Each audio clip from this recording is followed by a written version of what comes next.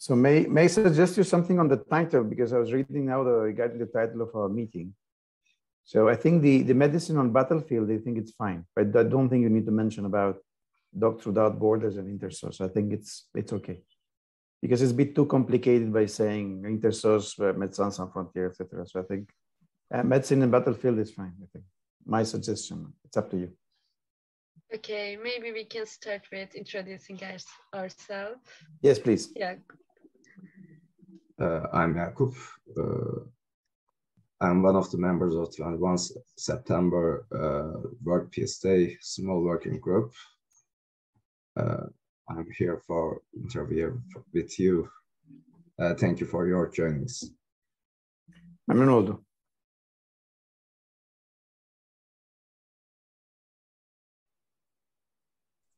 Which school do you are? You're Jakub, from which medical school you are? Kahramanmaraş. Kahramanmaraş University. No, I've never been there. Okay. Hello, my name is Elifnaz. I am a member of the national team on Human Rights and Peace. Thank you for joining us today. Pleasure. And Elifnaz, which medical school you come from? Ankara Yıldırım Beyazıt. Ankara Yıldırım Beyazıt. I think I've never been also to Ankara Yıldırım Beyazıt, no. Ankara is the capital of Turkey. I know. I have been many times. I've been in many medical schools. But I've been at the Hacettepe. I've been at the what's called the name? Bezmialem. Bezmialem, yes, I've been there. But that's not in Ankara. That's in Istanbul. But anyway, yeah, no, I've been in, but not at university. No. Hello, my name is Serdar. I am the member of National Team of Human Rights and Peace. Thank you for joining us in this evening. And pleasure is mine. And what about your medical school, Serdar? I am studying Mersin University. At Mersin, another place did not visit. You see, all these places I need to go.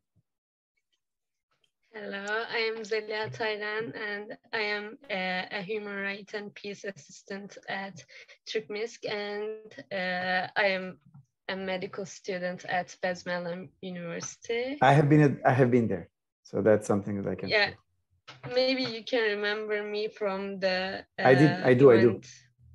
Last year. I do. I owe you a tea, I suppose. Yeah, it's true. But now that the COVID is theoretically a bit in brackets a bit over, I was in Turkey in the month of May. I was at Koç University, and probably I'm going to be back in Turkey, at least officially, around January or February next year. But yeah, I'm looking forward. So I think it was a long time, about almost 2 years not being in Turkey, and I really miss Turkey. So yes, I will come for a tea in Istanbul when I come next time. Okay, I can start asking questions. Can you please introduce yourself? Yes. So my name is Apostolos Veizis'i. I'm a medical doctor. I'm a general practitioner. And currently I work as an executive director for the humanitarian organization Intersos. I worked as a medical doctor with Médecins Sans Frontières and Médecins du Monde in different countries around the world, from Asia to Caucasus, to Middle East, to the Balkans, to Africa. And currently I'm based in Athens, and together with my organization, we're trying to assist people in need in different parts of the country. Okay. How did you decide to work as a volunteer physician? Yeah. This is something that I felt or I learned when I first assisted in my own country. We had an earthquake in my country, so I participated as a volunteer in this action. And there I met different volunteer organizations. I met Médecins du Monde, I met Médecins Sans Frontières, I met the Red Cross organization.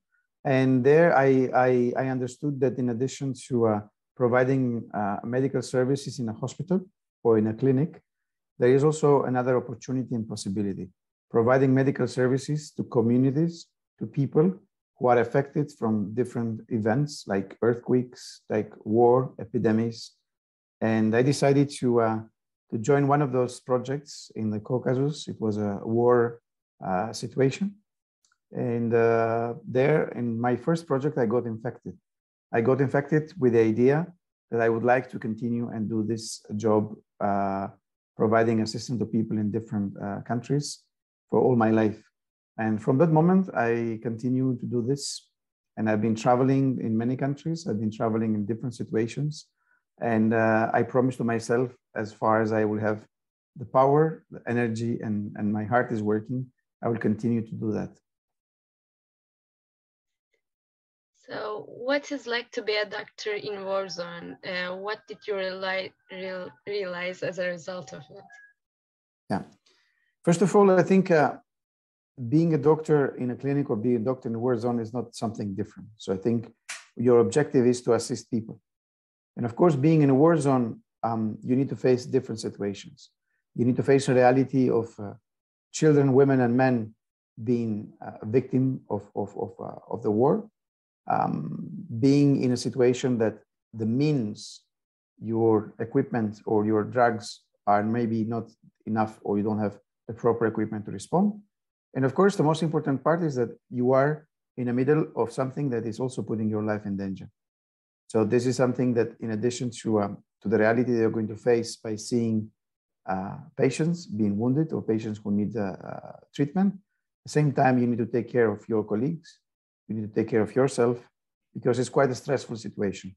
It's a stressful situation about the life of your patient, but also your life.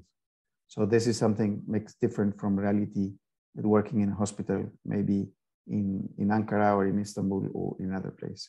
So the difference is that you put in danger your life, the life of your patients and of your colleagues.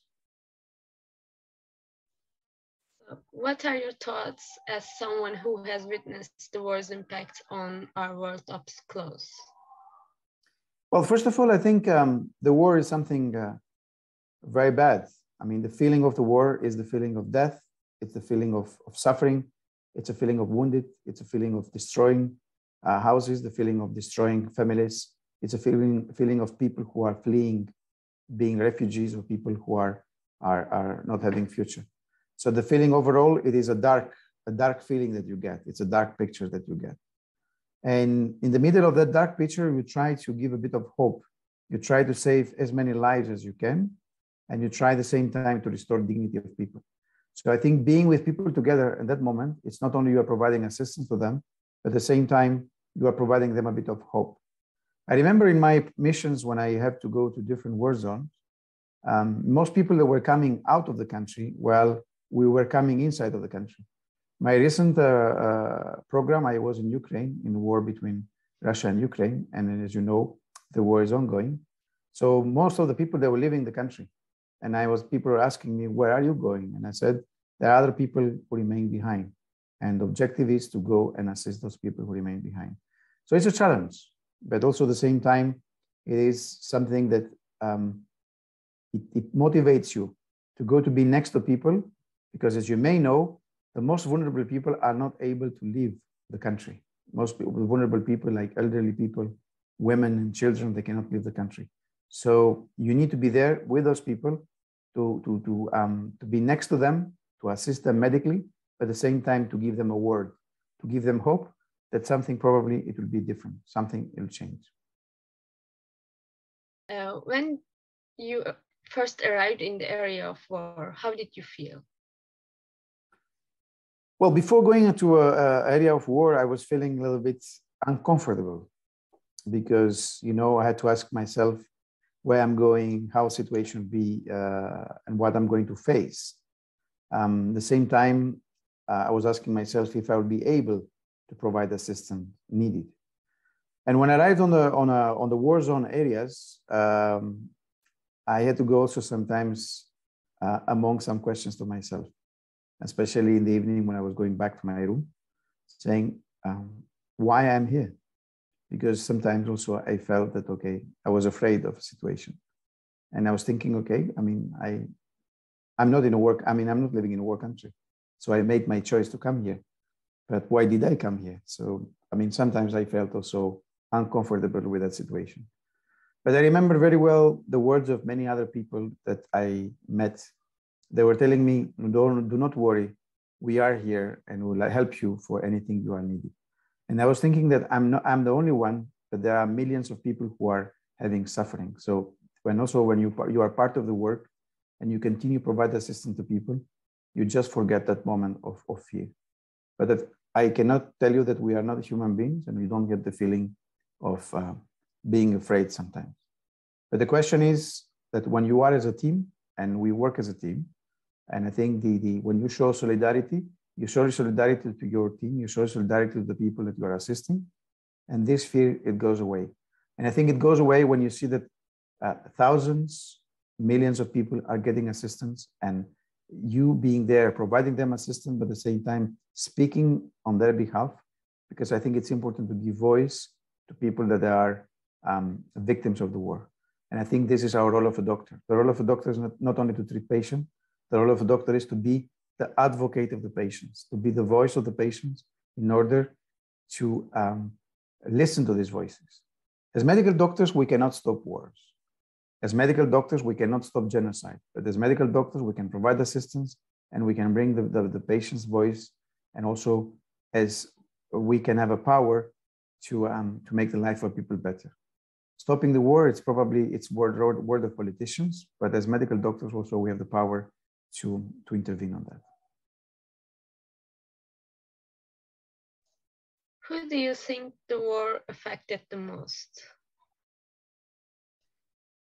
You know, during the war situation, I think the effect of the war, it's on everybody. But always the most vulnerable one are the most affected. I mean, you get people who are elderly people, children, women. These are the people who are more vulnerable to situations of war. Just to give you an example of my latest experience from Ukraine, I had to meet people that have been for months underground because they were trying to protect themselves from shelling. I had people that they were malnourished. I had people who had a lot of mental health issues, children who were crying, people who were did not know what would happen with their lives. So during the war, I think everybody becomes vulnerable. Becomes vulnerable because, for example, you try to give an answer why it's happening, and you give an answer why you are trying to give an answer when this war is going to end. So many people are asking me when this is going to finish, and this is the most difficult part. I cannot give them an answer when it's going to be finished, this war. I wish, and everybody wish, and everybody says, Inshallah, this war is finishing. But I just remember that the war in Ukraine started 24th of February and still is ongoing. The war in Syria started 2011 and it's ongoing. The war in Yemen, it's for many years. The war in Sudan. So there are many, many conflicts around the world that they have been there for years. If you ask me, is there any possibility to change? Yes, of course it is. What we need to do for those conflicts is that we need to be there for people. We need to assist people, but at the same time, we need to ask our governments to take a role. And this is by action and not by wording. By saying make scope and not war, that's not enough. We need to do a different action that is addressing politicians, governments, institutions, etc. It is possible. I think if all together we try on that direction, I think we can stop the wars. You mentioned it before, but have you ever been afraid? And what are your thoughts on practicing medicine in the minds of such fear and anxiety? Well, as I said, there were situations that I did not feel comfortable, and I can confess that yes, I was afraid of why I'm there. I remember I had a difficult moment when I was in Lebanon during the war in 2006, when all the bridges of the city were destroyed, and there was no possibility to leave the city. So I mean, I was thinking, if something goes wrong, how we can leave the city. I had a difficult time when I was working in Caucasus, when we had also people and colleagues that were kidnapped. So that is also something that can happen. In addition to being killed, you can be kidnapped by different groups. So in order to overpass that part, I think the best solution is supporting each other. So we are as a team, so we are next to each other, and by working together, we can make easy this let's say this fear to go away.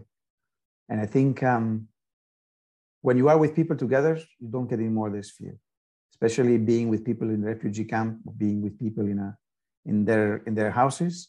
I think you are part of that community, and the community is the one who gives you the power. That's why I liked working as a doctor without borders. I liked because I was always with people, and my happiness was when I saw smiles on the face of children, of women and men. When I was with them and I would share with them hope, and I was with them, and all together with the rest of the colleagues, we could change their life. We put the chaos of the war into a kind of normality. Of course, not normality of a normal, let's say, situation, but I think we were there also to bring the picture of those people into the reality of the world. So we brought the voices, and when we were talking from those places of the war, we're able also to bring other organizations, so more assistance for people. We're able to raise issues on international community, UN level, United Nations Security Council, or WHO. So we're able to make some changes, but of course, with a high cost. I think we need to remember to each other as medical doctors that more and more medical facilities are under attack. Even though the medical doctors, ambulances, and hospitals are being protected by international humanitarian law, we see those days, including the war in Ukraine, in Syria, in Afghanistan, and other places, that medical facilities are being under attack. The medical facilities under attack means also the medical staff is under attack. Medical staff are under attack means that also people are under attack. So when there is no doctors, when there is no hospital, will be more people dying, more people getting sick, and more people getting no assistance. So I think it's important to remind ourselves that international humanitarian law, it is there not only just to mention, but it's there to be implemented. In that case, I think I would ask you to raise the voice saying, not a target. Civilians, medical staff, medical structures are not a target. Even war has rules. And I think it's important to respect those rules with giving a priority to human's life. And I think human life is a priority for all of us medical doctors. Our role is to save lives. Our role is to give lives to patients. What are your thoughts on the war's impacts on access to healthcare? Well, in most of the war situations that have been participating, access to healthcare, it is being reduced. It's been reduced because the war itself, it does have an impact. So we have more people being wounded, more people being sick, and more in difficult situation. So due to the war that is ongoing, there are more and more people who are being excluded from healthcare. And healthcare, we need to understand, as WHO defines it, it's the physical health, but also mental health. So I think in both situations, the people are exposed to a difficult situation, and I think they are lacking this assistance. They lack treatment of chronic diseases. They lack management of sexual reproductive health, pregnant women. They lack vaccination. So war, it's a public health problem. So during war, many things are disrupted. Hospitals are being bombed, medical facilities are being destroyed. So the war itself is bringing only negative things, nothing positive to that. It's bringing death, it's bringing sickness, it's bringing diseases, and it's making the life of people more and more difficult. So actually, our questions are over, and thank you for participating. And I have a special thanks for you too. Thanks to you, last year I decided to work with Intersos. So it was really special for me to do this interview today as a national assistant. So thank you again. Now, the pleasure is all mine. I really would like to thank you and Turkmesik about the work you are doing. I've been following since 2012 the work of Turkmesik. I have been in many of your national meetings. I was in Tokat. I was at Afyon Karahisar. I was in Uludenis. And I've been in many international meetings taking place, and I'm more than happy to share this experience also in the coming months and years, not only for your medical schools, but any medical school and any events you are going to organize. I'm more than happy to be sharing with you, and I'm looking forward. And I'm very happy to see, for example, when you are making your progress, being a doctor in Germany, in UK, being a doctor with Intersos or with MSF. So I think the most important part is to maintain a very important thing, just remain human. And I think this is a very important part. Be, let's say, very good with people and assist people. I mean, I think everybody is dreaming to be a zengin doctor. Not everybody will be a zengin doctor, but I think it's important thing to feel nice with yourself. I mean, it's important that you are becoming a doctor because you want to help people. Now, if out of your work, you can be also zengin, that's fine. Nothing wrong with that. But it's not objective, being doctor, band doctor. Okay, then what's it? So I think it's important what is the objective. And I think I really admire also the work that you are doing about the medical curriculum. For example, one of your ex-colleagues of Turkmesik, I don't know if you know the guy, he's called Süleyman Yildiz. He's a pediatrician. He's now, for example, participating on Lyon in France, and he's trying also to work on with international community about medical education. So how to make the medical education much better for the young doctors and the young doctors. So yeah, I'm optimistic on that direction. So I think we need to join forces and we need to join the voices in order to make the world a bit better. Better for us, better for our kids to come, and better for everybody.